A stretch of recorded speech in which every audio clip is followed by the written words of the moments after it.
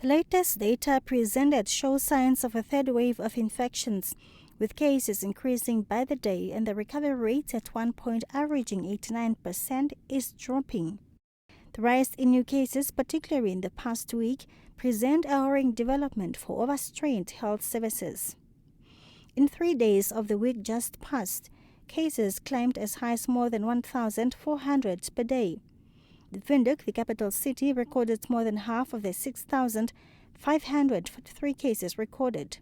Last week, the Health Minister, Dr. Kalumbi Shangula, said both Katutura and Windhoek Central hospitals are seeing more patients needing hospitalization exceeding available beds. Anybody who needs hospitalization, we will not turn anybody away. We will make sure that anybody who needs hospitalization, we find a place for that particular person. The death toll, which stood at 993 on 12 June, is also inching closer to the 1,000 mark. At this point, it is a matter of hope against hope, as Dr. Shangula appeals for more people to get vaccinated as soon as possible. It is in your best interest. It will assist you, it will protect you, it will protect your family, and it will protect the Namibian nation. Public interest in taking the Sinopharm and AstraZeneca vaccines is also higher than when they were first introduced, with more than 86,000 people having been inoculated to date. The vaccine is not considered an end in itself, but embraces other means of preventable measures, as preached by health experts daily.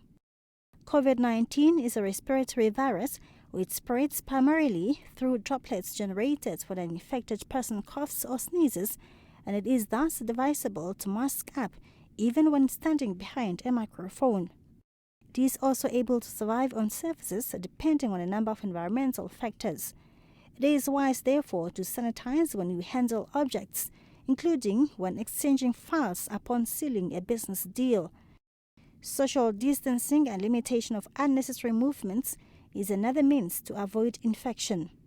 All these may sound simple, but may save you and others from contracting the virus.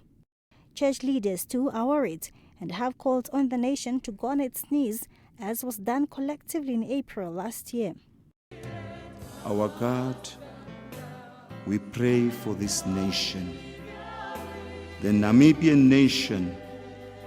Let us always adhere to the following guidelines in order to be alive tomorrow. Only with a positive attitude and mindset can the world hope to see the end of this pandemic. We